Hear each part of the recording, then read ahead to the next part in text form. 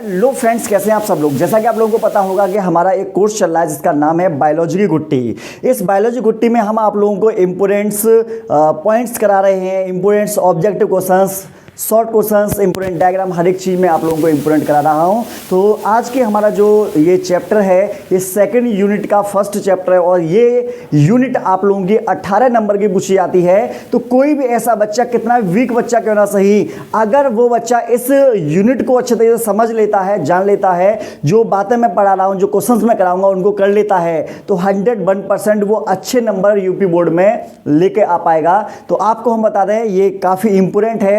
आप किसी भी बोर्ड एग्जाम से क्यों ना सही, अगर आप लोगों की बायोलॉजी को इम्प्रूव करना है आप लोगों को, और आप चाह रहे हैं कि बायोलॉजी में आप तहलका काट सकें, बायोलॉजी में डंका बजा सकें, तो डंका आपका तभी बजेगा जब आप इस बायोलॉजी के घुट्टी के special points, very short questions, objective, short, सारे तरीके की जितनी भी बातें बता रहा हूं उनको आप ध्यान से सुनते हैं, समझते हैं।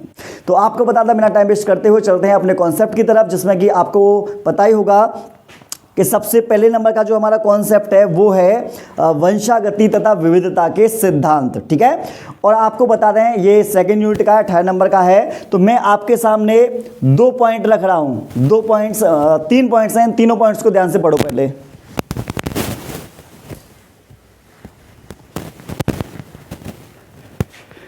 हो सकता है आप लोगों ने पढ़ लिया हो, नहीं पढ़ा हो, तो हम आप लोगों को समझा देते हैं, ध्यान से सुनने। सबसे पहले नंबर का है अनुवांशिकी के जनक हैं। तो अनुवांशिकी के जनक हैं ग्रेगर जॉन मेंडल। ठीक है, इन्होंने 3 नियम दिए थे। प्रभाविता का नियम दिया था, पृथक्करण का नियम दिया था और स्वतंत्र अपव्यूहन का नियम दिया था। इन्होंने अपना जो एक्सपेरिमेंट था उद्यान मटर पर किया था। किस पर किया था? उद्यान मटर। पाइसम सैटाइवम बोलते हैं इसका वनस्पतिक नाम है, और ये ऑस्ट्रेलिया देश के रहने वाले वैज्ञानिक थे। और आपको बता दें इनके बारे में जो ये मैंने जानकारी एक्स्ट्रा बताई है, ये काफ़ी इंपॉर्टेंट है।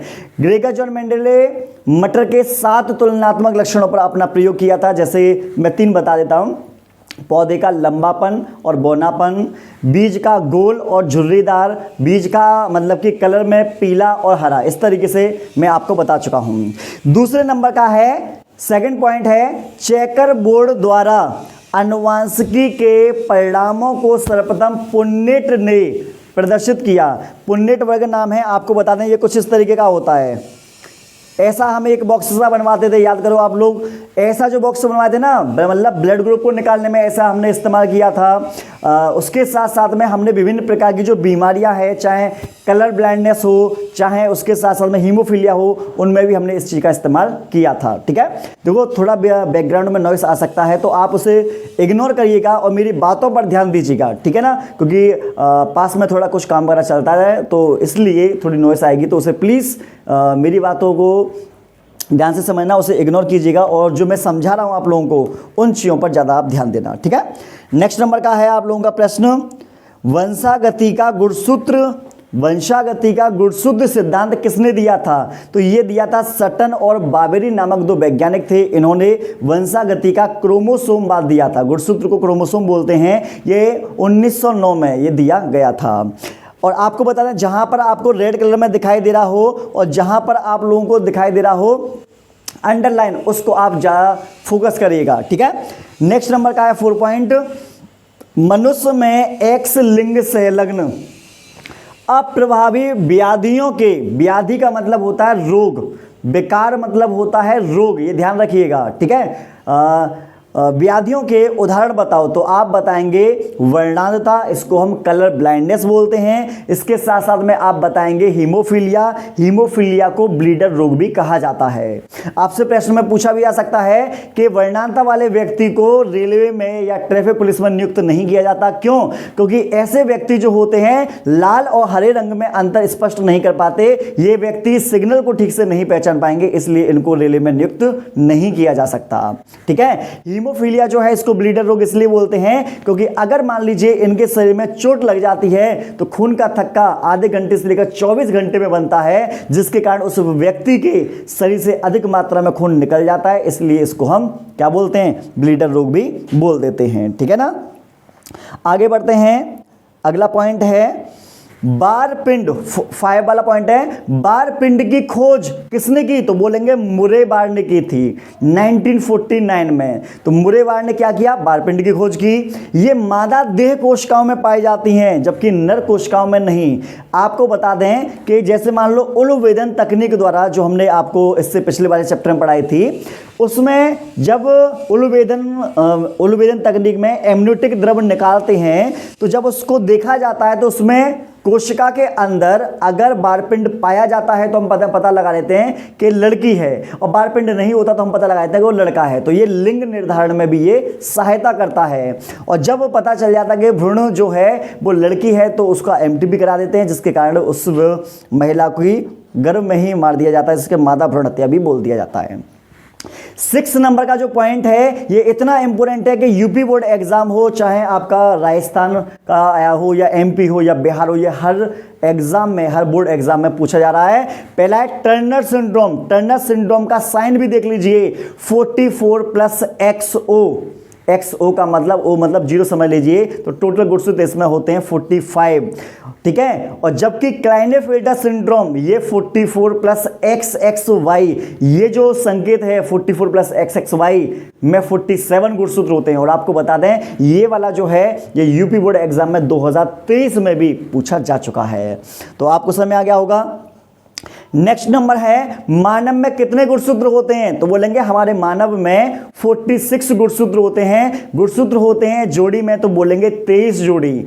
अगर कोई लड़का है तो उसमें लड़का है तो XY लिंग गुणसूत्र होंगे। अगर लड़की है तो उसमें XX लिंग गुणसूत्र पाए जाएंगे। और अलिंग गुणसूत्र की संख्या जो होगी वो होगी 44, लड़का और लड़की दोनों में, ठीक है।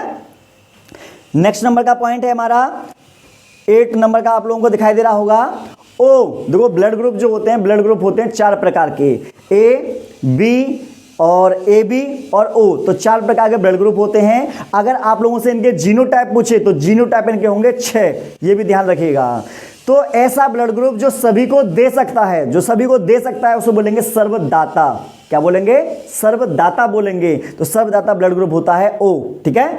और जो ब्लड ग्रुप सबसे ले सकता है उसको हम बोलते हैं AB। तो जो लेगा उसे सर्वग्राही बोलेंगे, जो देगा उसे सर्वदाता बोलेंगे, ठीक है।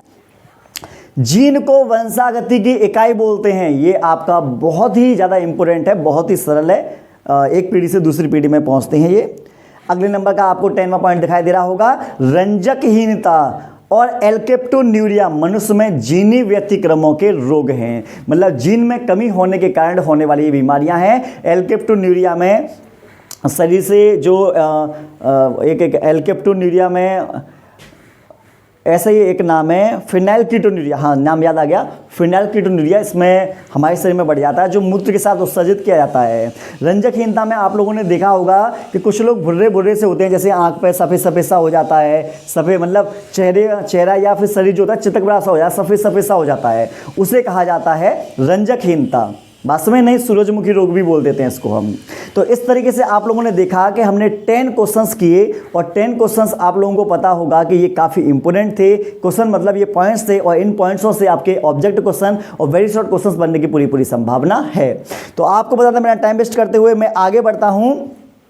अब हम बढ़ेंगे, यहाँ पर है पहला प्रश्न है बहुविकल्पीय प्रश्न, एक नंबर में पूछे जाएंगे। मैं 10 क्वेश्चन कराऊंगा जो कि आप लोगों के लिए बहुत इंपॉर्टेंट है। पहला, प्रभाविता एवं पृथक्करण के नियमों को किसने दिया? तो आपको बता दें कार्ल लैंडस्टीनर दिखाई दे रहा होगा आपको। तो जो कार्ल लैंडस्टीनर दिखाई दे रहा है, इसने क्या किया था? इसने की थी ब्लड ग्रुप की खोज। पेपर में तुमसे पूछा है कि ब्लड ग्रुप की खोज किसने की, तो बताओगे कार्ल लैंडस्टीनर ने की। सटन व बावेरी, इसने क्या दिया था? इसने दिया था गुणसूत्रवाद दिया था। बीडल और टेटम, इसने क्या दिया था? इसने एक जीन एक एंजाइम परिकल्पना को दिया था। और ग्रेगर जॉन मेंडल जो हैं, ये वही वैज्ञानिक है जिन्होंने एक्सपेरिमेंट किया था मटर के पौधे पर, और प्रभाविता पृथक्करण के नियम को इन्होंने दिया था। तो पहले का आंसर आएगा डी। दूसरे नंबर पर कौन सा आनुवांशिक विकार का मतलब रोग होता है? 21वें क्रोमोसोम की त्रिसूत्रता के कारण होता है। मतलब 21वें जोड़ी में 2 के स्थान पर जब 3 गुणसूत्र आ जाते हैं तो उस बीमारी को क्या कहा जाता है? पहला ध्यान दो, सब लोग मेरी तरफ देखिए।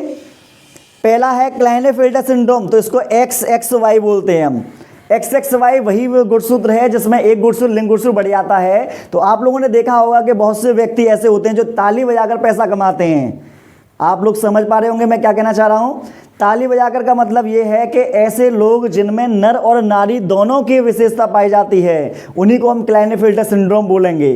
बात में नहीं तो आप समझ गए होंगे कि रेलवे स्टेशन पर या आपने बस वगैरह में देखा होगा, और जब किसी की लड़की वगैरह शादी वगैरह होती है तो ताली बजाकर पैसा कमा के कुछ लोग ले आते हैं, ये वही हैं। ठीक है, नाम क्लियर नहीं बोलूंगा, अंदाजा तुम ही लगाओ, नाम नहीं बताऊंगा कौन होते हैं वो। ठीक है, सेकंड नंबर पर है टर्नर सिंड्रोम।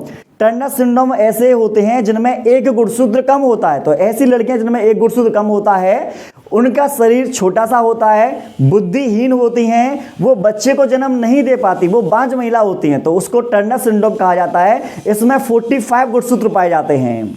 अगले नंबर का है वर्णांधता, डी वाला। वर्णांधता में लाल और हरे रंग में अंतर स्पष्ट नहीं हो पाता। तो आपको बता दें ऐसे व्यक्तियों को रेलवे में या ट्रैफिक पुलिस में जॉब भी नहीं मिलती। अगले नंबर का आपको दे रखा है डाउन सिंड्रोम, इसको मंगोलियाई जड़ता बोलते हैं। मोस्ट इंपोर्टेंट है, डाउन सिंड्रोम में जो चेहरा होता है वो मंगोलों के जैसा होता है। आंखें छोटी छोटी सी, मूछें लटकी लटकी सी, है ना, आपने देखा होगा। और आंखें जो होती हैं वो भी मतलब मिचमिची दिखाई देती हैं, छोटी छोटी सी। तो मंगोलों के समान इनका चेहरा होता है। तो 21वीं जोड़ी में गुणसूत्र के कारण डाउन सिंड्रोम होता है। तो बीमारी ये वाली आ जाएगी सी। अगला, निम्न में से कौन सा कथन प्रभाविता के लिए सही है? ग्रेगर जॉन मेंडल ने पहला नियम दिया था प्रभाविता का नियम, उसके लिए देखते हैं। कारक जोड़े में होते हैं, तो बिल्कुल सही जवाब है, जोड़े में होते हैं। ठीक है, सेकंड, लक्षणों का निर्धारण कारक नामक इकाई द्वारा होता है। तो कारक को इन्होंने जीन, कारक को आगे चल के जीन कहा गया था, तो ये भी बात सही है। यदि कारक जोड़ों में दो सदस्य असमान हो तो उनमें एक कारक दूसरे कारक पर प्रभावी होता है। तो ये वाली बात भी बिल्कुल क्लियर है। तो आपको पता है इसमें आंसर आएगा ये सभी। तो अगर आपको किसी भी प्रश्न में इस तरीके का प्रश्न दिखाई देता है जिसमें ये सभी दे रखे हैं, तो 99% चांस है कि आपका आंसर ये सभी होगा। तो यहां पर भी ये सभी आंसर आएगा। नेक्स्ट, मेंडल के एक संकर क्रॉस में मटर के लंबे और बौने पौधे का फिनोटाइप अनुपात क्रमश क्या होता है? फिनोटाइप पूछा है तो बता देंगे। देखो ध्यान से देखो, इसमें आपका आएगा ये वाला आंसर आएगा। फिनोटाइप का आंसर आएगा 3:1। बात में नहीं, अगर एक संकर की जगह पर दे रखा होता द्विसंकर तो आता ये वाला 9:3:3:1। अगर इसमें अगर पूछा जाता कि फिनोटाइप की जगह जीनोटाइप पूछा जाता तो आता 1:2:1। ठीक है, इसमें हमसे पूछा क्या गया है? हमसे पूछा गया है फिनोटाइप, तो आंसर मारेंगे ए 3:1। इसमें 3 पौधे लंबे होंगे और 1 पौधा इसमें बौना होगा। क्लियर है? जल्दी बताओ मुझे, बताओ क्लियर है या नहीं? अगले नंबर पर है मेंडल के द्विसंकर संकरण का फिनोटाइप अनुपात बताइए। तो मैंने जैसा कि आप लोगों को बताया था 9:3:3:1। तो इसमें यही वाला आंसर आ जाएगा, सी ऑप्शन आएगा इसमें। ठीक है, अगला प्रश्न ऐसा है जो अच्छे पर नहीं हो पाएगा। कोई कितना भी कोशिश कर ले, कितना भी दिमाग लगा ले, टीचर इसको कराते ही नहीं है, लेकिन हम जैसे टीचर इसको जरूर कराते हैं क्योंकि ये काफी इंपोर्टेंट है। सिकल सेल एनीमिया, इसको बोलते हैं दात्र कोशिका अरक्तता में हीमोग्लोबिन की बीटा श्रृंखला में ग्लूटेमिक अम्ल वेलिन द्वारा प्रतिस्थापित हो जाता है। तो बताओ वेलिन का त्रिक कोड क्या है? तो इसका होता है GUG। बताओ क्या होता है? GUG। ठीक है, तो सिकल सेल एनीमिया जो होती है ना, इसमें क्या होता है? हीमोग्लोबिन है, सुनना ध्यान से, हीमोग्लोबिन होता है आरबीसी में। ठीक है, और हीमोग्लोबिन के कारण ही हमारा खून होता है लाल रंग का, ये भी ध्यान रखना। हीमोग्लोबिन का जब निर्माण होता है तो इसमें अल्फा बीटा श्रृंखलाएं पाई जाती हैं। तो बीटा श्रृंखला के छठे स्थान पर होना चाहिए ग्लूटेमिक अम्ल होना चाहिए, लेकिन ग्लूटेमिक अम्ल ना होकर उस जगह पर वेलिन आ जाता है, जिसके कारण असामान्य हीमोग्लोबिन बनना शुरू हो जाती है। असामान्य हीमोग्लोबिन के कारण जो आरबीसी होती है, आरबीसी का आकार ऐसा हो जाता है हैंसिया नुमा, दराती नुमा, इसीलिए इसको दात्र कोश का अरक्तता कहा जाता है। ठीक है, नेक्स्ट, संतान को पिता से कितने जीन्स प्राप्त होते हैं? तो संतान को पिता से मिलेंगे 50%, माता से मिलेंगे 50% और बच्चा बन जाएगा 100%। तो आंसर इसमें क्या आएगा 50%। दो लंबे पौधों के बीच क्रॉस में ऐसी संतति बनी जिसमें कुछ बौने पौधे थे, तो दोनों जनकों का जीनोटाइप क्या होगा। ये तो बहुत अच्छा प्रश्न है। इसमें देखो दोबारा प्रश्न पढ़ो, घुमाने वाला है। दो लंबे पौधों के बीच क्रॉस में ऐसी संतति बनी जिसमें कुछ बौने पौधे थे, तो दोनों जनकों का जीनोटाइप क्या होगा। आइए, इनका जीनोटाइप होगा ये वाला कैपिटल टी। एक मिनट दोबारा मैं करता हूँ। Capital T small T, capital T small T. तो कैपिटल टी आ जाएगा यहाँ पर, कैपिटल टी स्मॉल टी आ जाएगा। देखते रहना, मैं दोबारा कर रहा हूँ, ठीक है। तो मैंने लिया कैपिटल टी स्मॉल टी लिया, कैपिटल टी स्मॉल टी लिया। तो यहाँ पर देखेंगे कैपिटल टी आ जाएगा, यहाँ पर कैपिटल टी स्मॉल टी आ जाएगा, यहाँ कैपिटल टी स्मॉल टी आ जाएगा और यहाँ पर स्मॉल टी आ जाएगा। तो ये आ गया स्मॉल टी, तो आंसर आएगा हमारा ये वाला सी। समझ में आ गया होगा। मेंडल के द्विसंकर क्रॉस की F2PD में फिनोटाइप व जीनोटाइप की संख्या है। फिनोटाइप व जीनोटाइप की संख्या है। तो भाई ये तो बहुत ही अच्छा प्रश्न है, बहुत ही बढ़िया प्रश्न है ये वाला। इसका आंसर मैं चाहूँगा कि आप लोग दें, ठीक है। और अगर आप लोग नहीं दे पाएंगे तो देखो हम तो हैं ही, हम तो आप लोगों को बताएंगे ही। लेकिन ये प्रश्न ऐसा है जिससे कि मुझे भी पता चलना चाहिए कि बच्चा कितना पढ़ने वाला, कितना इंटेलिजेंट है। इसमें बहुत दम है, बहुत अच्छा दम है और मुझे तो इसका आंसर मिल भी गया है।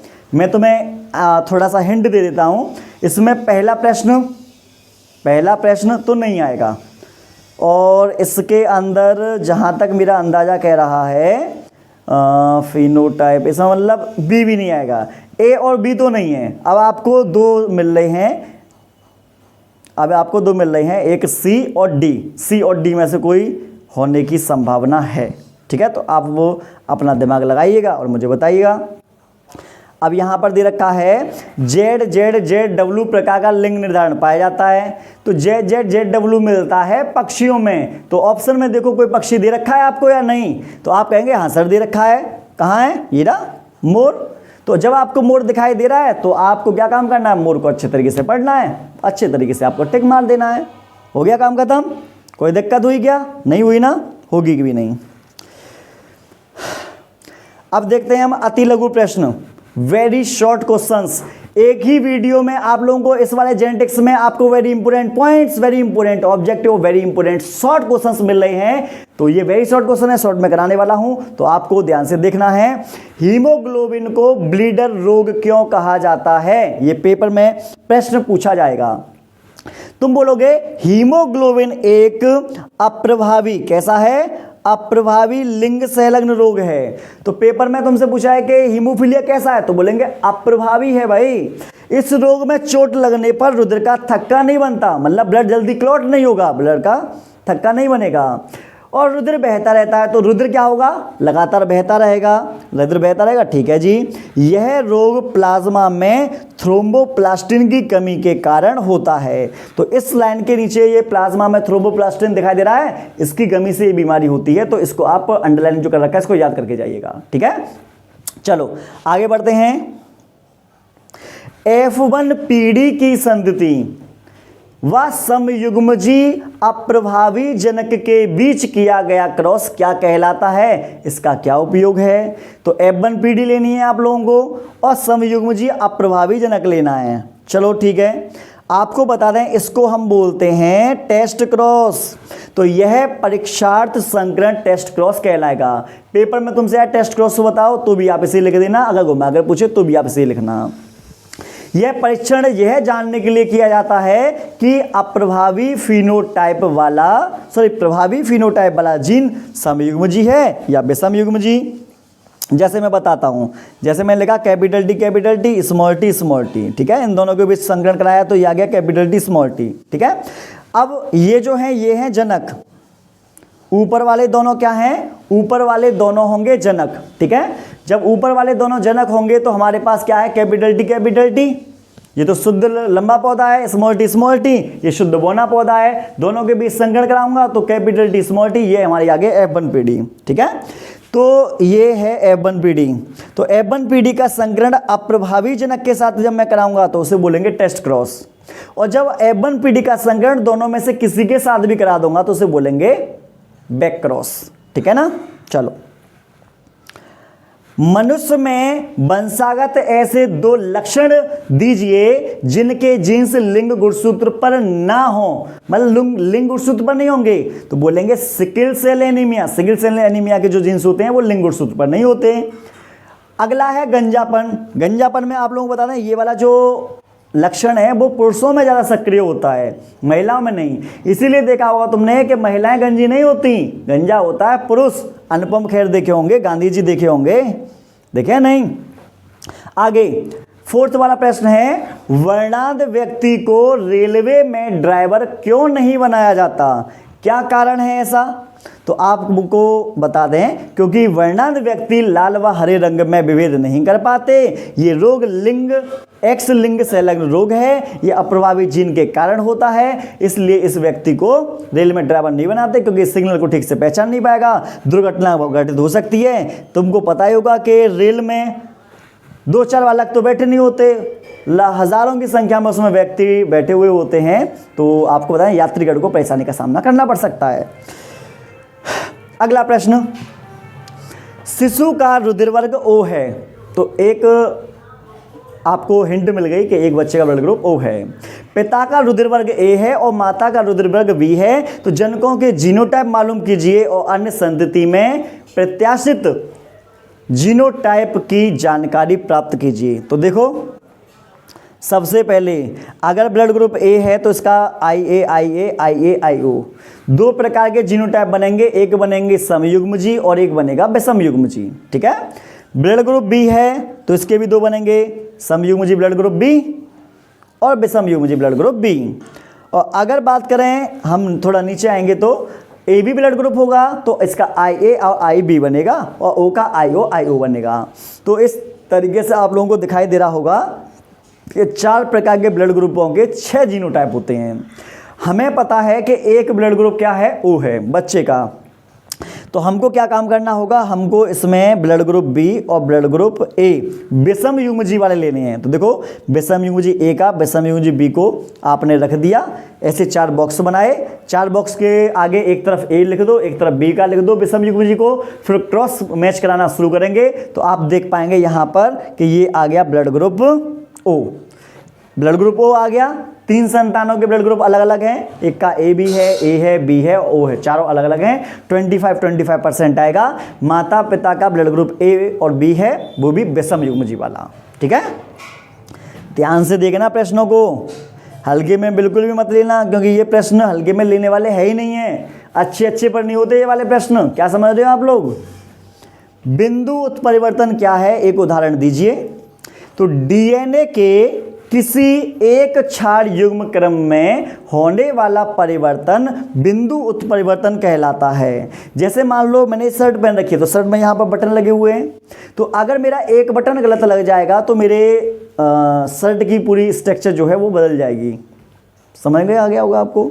उसी तरीके से कि DNA के किसी क्षार युग्म में अगर परिवर्तन हो जाता है तो उसे हम बिंदु उत्परिवर्तन बोलेंगे। जैसे sickle cell anaemia, sickle cell anaemia में मैंने आप लोगों को बताया था कि हीमोग्लोबिन की बीटा श्रृंखला के 6ठे स्थान पर ग्लूटेमिक अम्ल का स्थान वैलिन एमिनो अम्ल लेता है, जिसके कारण दात्र कोश का अरक्तता या हैसियाकार कोश का अरक्तता हो जाती है। 7 वाला प्रश्न अच्छे पर नहीं होता, 2020 में पेपर में पूछा गया था। कोई भी बच्चा वर्णांध पैदा नहीं हुआ जबकि उनके पिता वर्णांध थे, तो कारण बताना है। पहले हम ये जान लेते हैं कि वर्णांधता तो हम पहले पढ़ चुके हैं, ये इसके कुछ कॉन्सेप्ट। अगर XX है सामान्य लड़की, XC है तो बोलेंगे वाहक लड़की। वाहक लड़की का मतलब होता है कि इस लड़की में बीमारी नहीं होगी, इस लड़की के जो संतान होंगी उनमें बीमारियां होंगी। XC तो वर्णांध लड़की है, वर्णांध लड़की मतलब इस लड़की में बीमारी पाई जाएगी। XCY वर्णांत लड़का, इसका मतलब इस बच्चे में इस लड़के में वर्णांता का रोग होगा। लड़के कभी भी वाहक नहीं होते, इस चीज को दिमाग में डाल लेना। अगला है XY, तो XY है तो हमारा बन जाएगा सामान्य लड़का। हमसे कहा कोई भी बच्चा वर्णांत पैदा नहीं हुआ, मतलब बच्चे में कोई भी वर्णांत अक्षर नहीं होंगे। पिता वर्णांत थे, तो देखो पिता हमने ये ले लिए, तो XCY, तो ये वाले हो जाएंगे पिता, ठीक है। और महिला ले ली हमने सामान्य, महिला क्या ले ली सामान्य। आपस में क्रॉस कराया XCX, तो वाहक लड़की है, इसमें बीमारी नहीं होगी। XCX, ये भी वाहक लड़की है, इसमें बीमारी नहीं होगी। XY, दो लड़के आए, दोनों में कोई बीमारी नहीं है, मतलब किसी भी बच्चे में वर्णांता की बीमारी नहीं है, लेकिन इसके पिता वर्णांत थे क्योंकि इनकी शादी जो थी वो सामान्य महिला के साथ कराई गई थी। आगे बढ़ो। अगला है एलील या एलीलोमार्फ किसे कहते हैं? तो आप कहोगे विपरीत लक्षणों वाले युग्म को एलील कहते हैं, जैसे पौधे की लंबाई के लिए लंबापन और बौनापन, बीज के लिए गोल और झुर्रीदार। तो ये क्या है? विपरीत गुणों के युग्म हैं, उसी को हम एलील बोल देते हैं। तो इस तरीके से आप लोगों ने देखा कि हमने विभिन्न प्रकार के कॉन्सेप्ट सीखे, ऑब्जेक्टिव क्वेश्चन किए, शॉर्ट क्वेश्चंस किए, वेरी शॉर्ट क्वेश्चंस। तो आपको क्या काम करना है, वीडियो को 2 से लेकर 3 बार देखना है, जिससे कि इसकी एक एक बातें आप लोगों के दिमाग में घुस सकें। और आपको बता दें, जब आप इसे देख रहे होंगे तो आपने एक बात को नोटिस किया होगा, यहाँ पर आप लोगों को A1 सर यूट्यूब चैनल दिखाई दे रहा है। A1 सर यूट्यूब चैनल पर आपको मॉडल्स पेपर, बायोलॉजी के टॉपर नोट्स, बायोलॉजी के इम्पोर्टेंट प्रॉब्लम सॉल्यूशन वीडियो, बहुत कुछ तुम्हें सीखने को मिलेगा। और जब तुम्हारी इंटर हो जाएगी तो उसके बाद में आप लोग को नीट की जानकारी की ज़रूरत पड़ेगी, तो नीट की फुल जानकारी मैंने आप लोगों को दे रखी है, तो उसे भी आप जाकर देख सकते हैं।